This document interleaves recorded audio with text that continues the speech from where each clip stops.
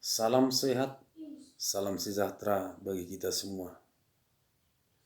Pada kesempatan ini, Bapak akan menjelaskan tentang konstruksi dan komponen-komponen utama mesin. Untuk menyingkat waktu, Bapak langsung saja menjelaskan komponen-komponen utama mesin.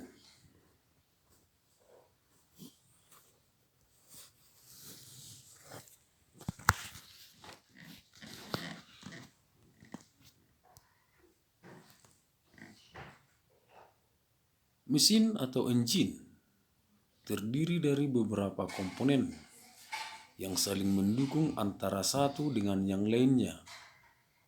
Komponen-komponen ini memiliki fungsi yang berbeda-beda.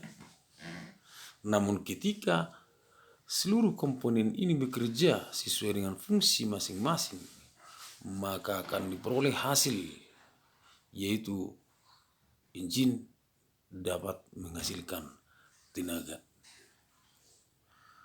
Engine itu terdiri dari engine itu sendiri dan komponen pendukung atau sistem pendukung engine.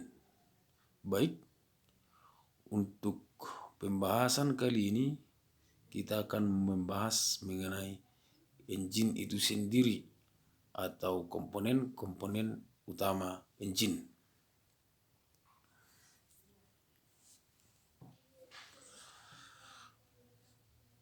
Pada gambar dapat kita lihat komponen-komponen utama engine. Gambar sebelah kiri, di sana terdapat cylinder head, kemudian ada cylinder block.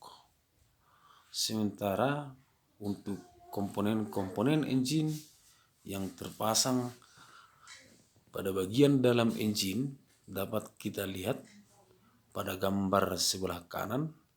Di sana ada piston, kemudian crankshaft, kemudian ada connecting rod, kemudian ada camshaft, baru bisa kita lihat di sana ada valve, dan masih banyak lagi komponen-komponen yang terdapat di bagian dalam engine. Untuk mempermudah pemahaman tentang komponen-komponen utama engine, maka engine dapat dibagi menjadi 3 bagian besar, yaitu yang pertama cylinder head, yang kedua ada cylinder block, kemudian yang ketiga ada valve mekanis. Ketiga bagian ini akan kita bahas satu persatu.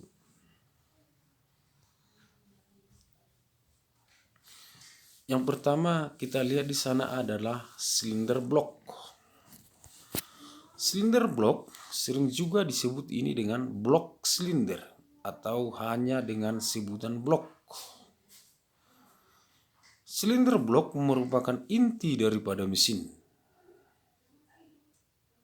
Pada cylinder block terdapat beberapa lubang silinder, di mana di dalamnya terdapat piston yang bisa bergerak naik turun. Pada bagian atas silinder blok terpasang silinder head, sedangkan pada bagian bawah terdapat crankcase atau tempat pemasangan crankshaft. Sementara untuk menutup crankshaft, di bagian bawah ada oil fan atau sering juga disebut dengan carter. Komponen-komponen engine lainnya juga terdapat atau terpasang pada bagian sisi silinder blok, seperti halnya dengan water pump, kemudian ada oil cooler, ada juga nanti beberapa mesin yang juga terdapat oil filter, dan masih banyak lagi komponen yang terdapat pada bagian sisi luar engine.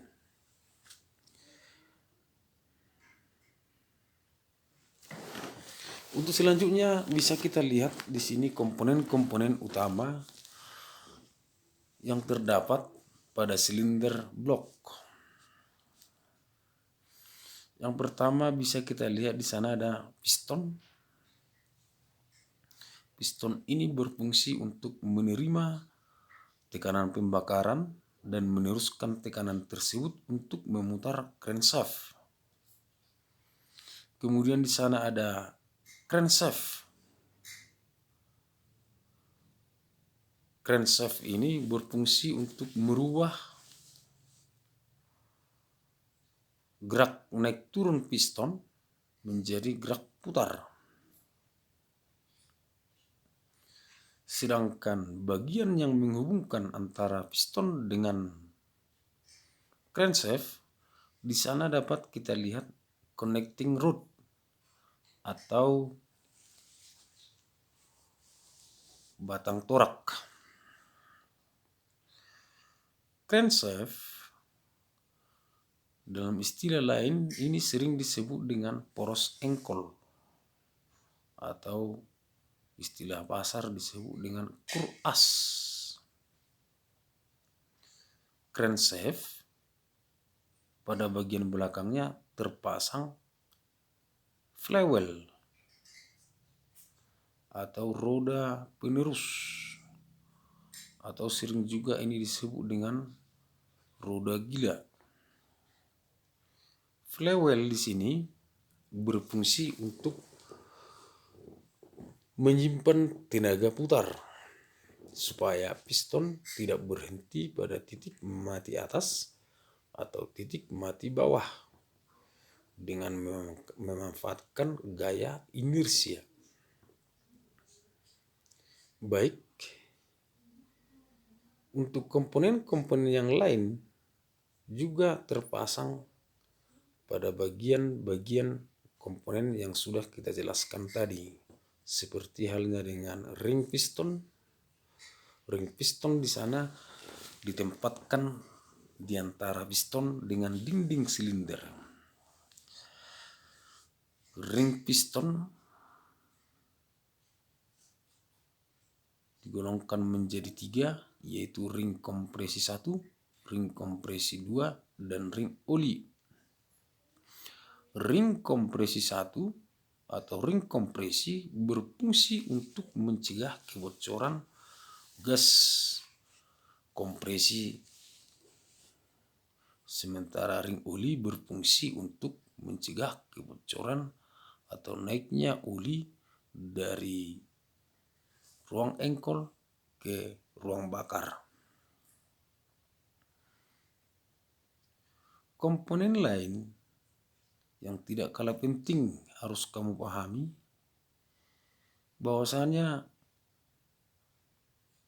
di antara ujung besar connecting rod dengan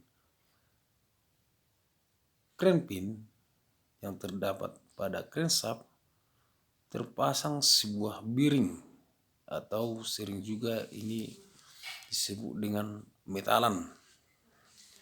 Dalam hal ini untuk cranpin disebut metalan round atau metalan putar. Metalan ini berfungsi untuk mengurangi gesekan dengan maksud mencegah kiausan.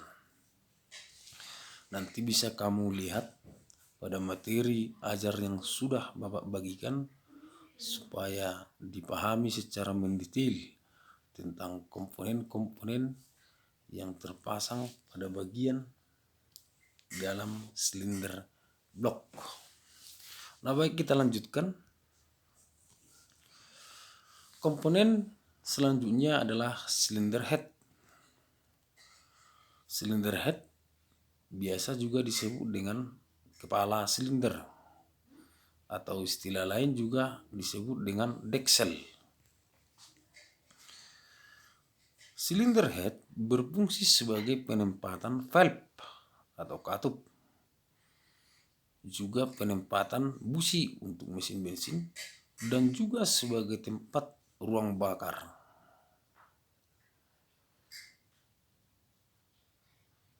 pada bagian sisi silinder head terdapat intake manifold dan exhaust manifold sebagai saluran masuk dan saluran buang.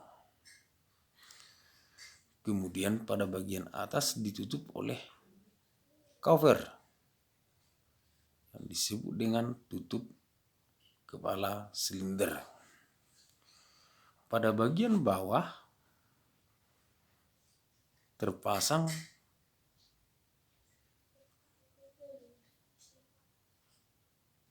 terhadap blok atau silinder blok, di mana pada celah antara silinder blok dan silinder head terdapat gasket atau sering juga ini disebut dengan vacuum decksel.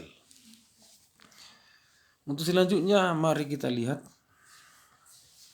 komponen-komponen apa saja yang terdapat di bagian silinder head. Di sana dapat kita lihat ada valve atau katup atau istilah lain juga disebut dengan klep. Di sana ada intake valve dan exhaust valve. Intake valve berfungsi untuk menutup dan membuka saluran masuk, sementara exhaust valve berfungsi untuk menutup dan membuka saluran buang atau saluran keluar. Kemudian di sana bisa kita lihat konstruksi atau susunan daripada valve. Di sana kita jumpai ada pengantar katup valve guide, kemudian ada spring untuk mengembalikan katup atau valve ke posisi semula, kemudian ada di sana cup atau plat penahan pegas, kemudian ada di sana key pengunci, kemudian ada tapet atau valve liter. Nah, pada bagian silinder head untuk beberapa jenis mesin juga terpasang camshaft atau poros nok atau sering juga disebut juga ini poros bubungan yang berfungsi untuk mengatur pembukaan dan penutupan valve. Baik, untuk komponen selanjutnya mengenai komponen utama yang terdapat atau terpasang di silinder head dapat kamu lihat pada bahan ajar yang sudah Bapak bagikan. Di sana juga terdapat beberapa komponen-komponen utama yang terdapat pada silinder head. Kemudian bagian yang ketiga yaitu valve mekanis atau mekanisme katup. Valve mekanis berfungsi untuk mengatur pembukaan dan penutupan katup-katup. Seperti yang kita ketahui, yang sudah Bapak jelaskan sebelumnya, bahwasanya valve itu berada di silinder head. Supaya valve ini dapat bergerak atau bekerja, maka gerakannya diperoleh dari putaran crankshaft, sehingga membutuhkan suatu mekanisme yang dapat menghantarkan gerakan dari crankshaft untuk menggerakkan valve. Untuk gambar ini dapat kita lihat di sana ada drive sprocket atau gigi penggerak yang terpasang pada crankshaft, sering juga ini disebut dengan gigi temeng crankshaft. Kemudian pada bagian atas tepatnya pada camshaft terdapat roda gigi temeng camshaft. Kemudian dihubungkan dengan sebuah rantai yang disebut dengan timing chain atau rantai temeng, sehingga apabila prosengkol atau crankshaft berputar, maka camshaft juga ikut berputar. Camshaft akan bekerja untuk menggerakkan valve untuk membuka dan menutup. Nah, baik, selanjutnya dapat kita lihat beberapa jenis valve mekanis yang sering digunakan pada engine. Yang pertama ada jenis UHV, yaitu overhead valve. Dalam hal ini camshaft berada di silinder block, sementara valve berada di silinder head, sehingga membutuhkan beberapa mekanisme seperti halnya dengan push rod atau lidi-lidi, kemudian ada rocker arm, kemudian ada fan lifter, pengangkat katup. Kemudian yang kedua ada jenis UHC, overhead camshaft. Overhead camshaftnya sudah berada di silinder head dan valve-nya juga berada di silinder head, sehingga tidak membutuhkan komponen push rod. Yang dibutuhkan di sana hanya timing chain untuk menggerakkan camshaft. Camshaft nanti dapat menggerakkan valve. Baik, untuk jenis selanjutnya dapat kita lihat jenis DUHC, Dual Overhead Camshaft. Pada silinder head terdapat dua camshaft, terdapat dua buah camshaft. Satu camshaft untuk menggerakkan intake valve dan satu lagi untuk menggerakkan exhaust valve. Nah, dari ketiga jenis itu hampir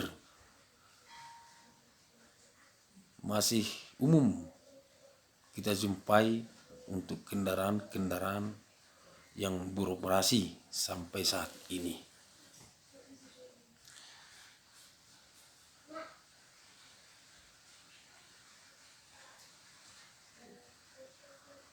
Baik, untuk metode penggerak camshaft ada beberapa jenis metode atau cara penggerak camshaft yang digunakan. Yang pertama di sana ada jenis timing gear antara roda gigi dengan roda gigi.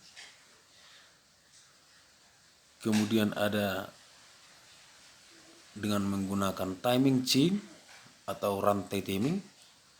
Kemudian yang ketiga ada yang menggunakan timing bell atau bell timing.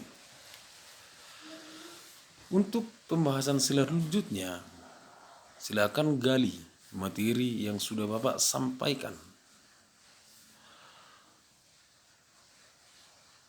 sehingga dapat diketahui secara mendetail apa-apa saja yang menjadi komponen valve mekanis. Baik, terima kasih. Sampai di sini dulu pembahasan mengenai penjelasan antar konstruksi dan komponen utama engine. Untuk pembahasan selanjutnya, Bapak berharap silakan dibaca materi ajar yang sudah Bapak sampaikan, sehingga bisa dipahami secara detail tentang konstruksi dan komponen-komponen utama engine. Karena bagaimanapun, supaya dapat melaksanakan atau melakukan pemeliharaan terhadap engine, yang pertama sekali harus memiliki pengetahuan terhadap komponen-komponen engine itu sendiri. Baik, salam sehat, selalu jaga kesehatan, selalu menggunakan masker, usahakan sesering mungkin cuci tangan, dan ingat selalu menjaga jarak. Demikian yang bisa Bapak sampaikan untuk saat ini. Oras.